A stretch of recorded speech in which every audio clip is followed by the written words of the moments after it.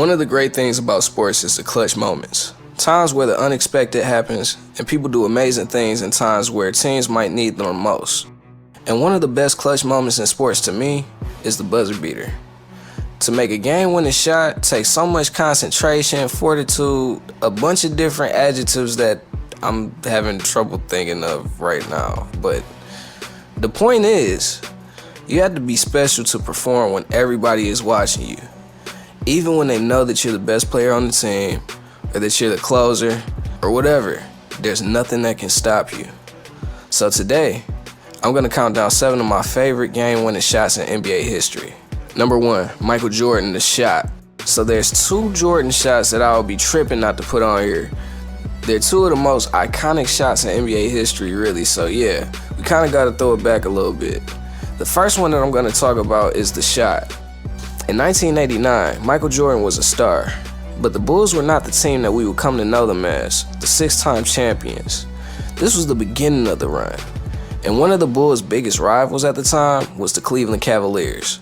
Believe it or not, the Cavs did have good teams before LeBron came. They had players such as Larry Nance, Brad Daugherty, and of course Mark Price. Going into the series, the Cavaliers were actually the higher ranked seed and won all 6 of their regular season games against the Bulls. So if you ask anybody during that time, I'm sure the betting man would have probably predicted Cleveland winning. You would be out of a lot of money, because this was pretty much the beginning of Michael Jordan's rampage throughout the entire NBA.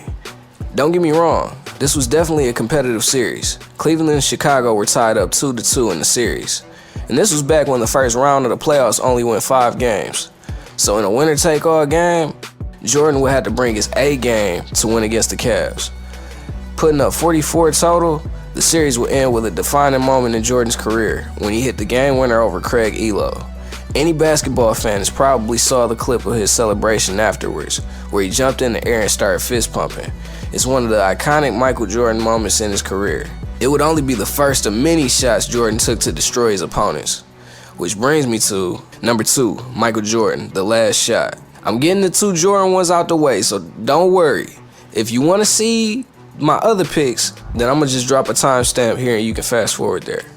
Let's fast forward from the beginning of Jordan's infamous 6-ring run all the way to the end, 8 years later in the 1998 NBA Finals. This year, he was going against the Utah Jazz. They weren't the most liked team, but they were extremely skilled. They had NBA legends in Stockton and Malone, as well as other good role players like Greg Ostertag and Jeff Hornacek. The Jazz were looking to get revenge for the year prior when they lost to the Bulls in the finals in 6 games, and they were hoping not to repeat history. Although the game would be close, Jordan and the Bulls would prevail in the end, when Jordan hit the go-ahead shot with 5.8 seconds left on the clock over Byron Russell. This shot is very controversial because of what many consider to be a push-off from Jordan right before he took the shot. And let's be real, he definitely pushed off, for sure. But it's Jordan. I shouldn't really have to explain past that, but stars get the calls. And the rest were not going to bail out Byron Russell on the game-winning shot by the biggest superstar in existence. But any real hooper will tell you, it was a little push. Even Phil Jackson admitted it way later on. After the actual game though, Phil Jackson only had praise for MJ. He was quoted as saying, "I think this was the best performance that we've ever seen from Michael Jordan to win a game. Winning a critical situation and critical game in the series. He's proven it so many times over and over again. Michael's the guy who always comes through in the clutch. He's a real-life hero." Number 3, Kyrie versus the Warriors. When we talk about game-winning shots, I think this is the biggest one that goes under the radar because of the way that it happened. In the 2016 finals, we saw the Cavaliers in a rematch versus the Golden State Warriors. But the difference is LeBron wasn't alone this time. In 2015, Cleveland's Big 3 turned into a Big 1 when Kyrie and Kevin Love were out for the finals with injuries. So this was a chance for Cleveland to get revenge, which they would. In the fourth quarter of Game 7, Cleveland and Golden State were essentially in a stalemate. From about the 5-minute mark until it was a minute left in the game, 12 shots were put up and all of them bricks. Nobody scored for 4 minutes until Kyrie hit a very clutch 3-pointer right in Steph Curry's face. So why do I say that it goes under the radar? Most game-winning shots happen at the very end of the game, where it's like seconds left. This is what you would more so call a go-ahead bucket. So I'm pretty sure a lot of people don't realize Kyrie actually hit the final shot of the game. At least I didn't. So yeah, this shot is actually really important in the hierarchy of game-winning shots because pretty much what this title meant for LeBron's legacy. Yeah, LeBron had won 2 titles in Miami, but many people were making a fuss about his finals record having more losses than wins, and they were starting to doubt his ability to lead without the star power of Dwayne Wade and Chris Bosh. I think Kyrie is a similar caliber of player as it relates to playing with LeBron, so you could still argue he needed a star. But it was Golden State, man. But that being said, I had to put this shot on the list because it's really underrated. Number 4, Ray Allen, the dagger.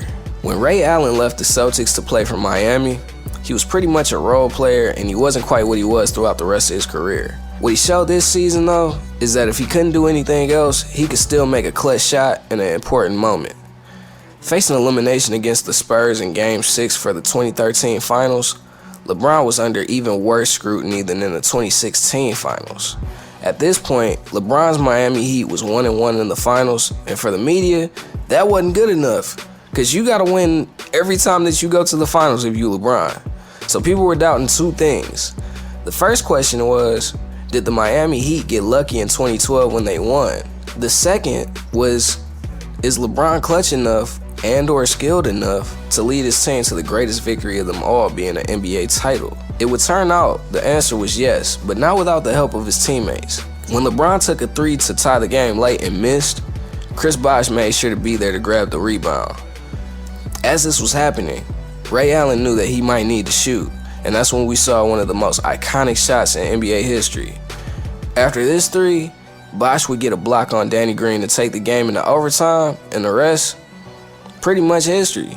Number 5, Big Shot Bob.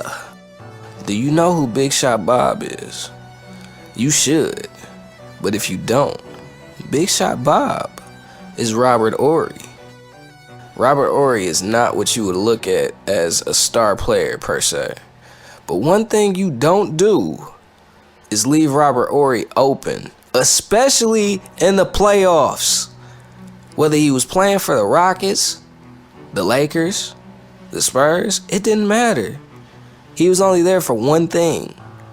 Well, he played good defense, so he was there for 2 things. In Game 5, Horry already hit 4 3-pointers going into overtime, so when Rasheed Wallace decided to help on Manu Ginobili with 6 seconds left, Big Shot Bob made him pay.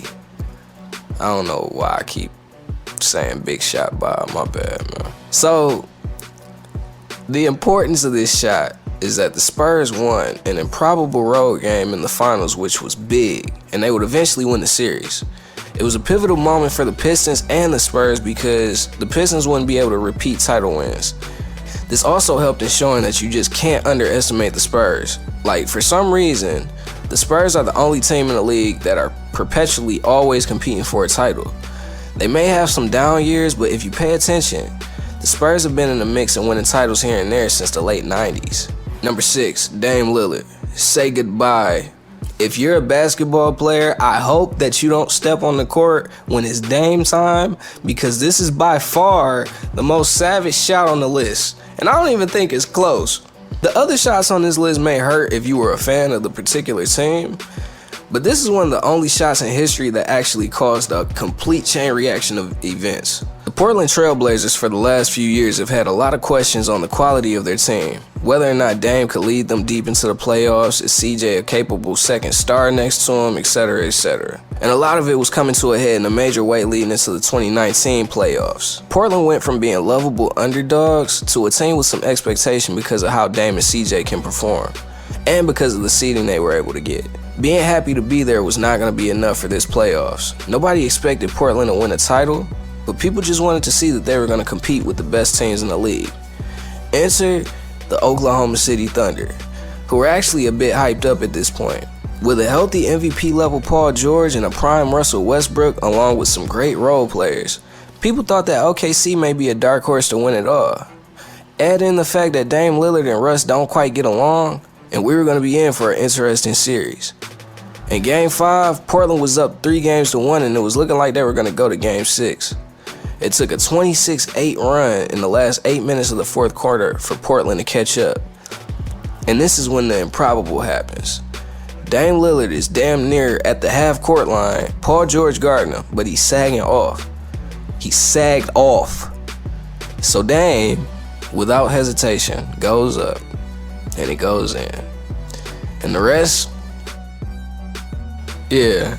So after the game, Paul George was quoted as saying that the shot wasn't a bad shot and that he didn't regret giving them the space that he did. And while I can respect it, his nickname is Logo Lillard. Not Hash Lillard, not Corner Lillard, Logo Lillard. So come on, PG. I don't understand. Matter of fact, yeah, we're calling this the bad shot. We're definitely calling this the bad shot on the list. Like I said, man, this one shot set off a chain of events unlike I've ever seen. After this, OKC as we know it ended. Russell Westbrook got traded to the Rockets for Chris Paul, and Paul George got traded to the Clippers for SGA, Danilo Gallinari, and a couple of other pieces. The strangest thing about it, though, everybody actually seems better for it except for Portland. Right now, they've been struggling to stay afloat due to the large amount of injuries on the roster. But it's looking like hopefully by the end of the season, they should be fully loaded to make another playoff run. Number 7, Kawhi Leonard, the bounce. The Dame shot may be the most savage shot on the list, but there's one shot that I'm hoping that I'm not the prisoner of the moment of. It's a shot that I'm temporarily going to call the most clutch shot in recent playoff history, and that's the bounce by Kawhi Leonard. In Game 7 of the Eastern Conference semifinals against the Philadelphia 76ers, Kawhi already had done a few heroic feats to get them that far, and would continue to until they won the title against Golden State. But the Raptors' historic first ever playoff run would be represented in time by this one shot. With the game tied, Kawhi was not one to shy away from the moment, as he caught the ball on the inbound, immediately ran towards the corner with Ben Simmons and Joel Embiid covering him, and pulled for a last-second fadeaway. The ball would bounce on the rim 4 times before finally dropping and sending the entire arena into a frenzy. Even Kawhi, who was typically cool, calm, and collected, couldn't do what Dame did and photobomb the entire world. He showed more emotion in that one moment than he probably showed in the entire season up to that point, because the moment was that big. When you consider what that shot led to and how much Kawhi carried them, and then you consider the quality of that 76ers team, you can't help but salute the fun guy for an iconic moment. So there it is, ladies and gentlemen. 7 of the biggest game-winning shots in history. I already know people are going to have their own opinions on the best ones. So let me know what you think in the comments, and as always, stay tuned for more content from your boy. Peace.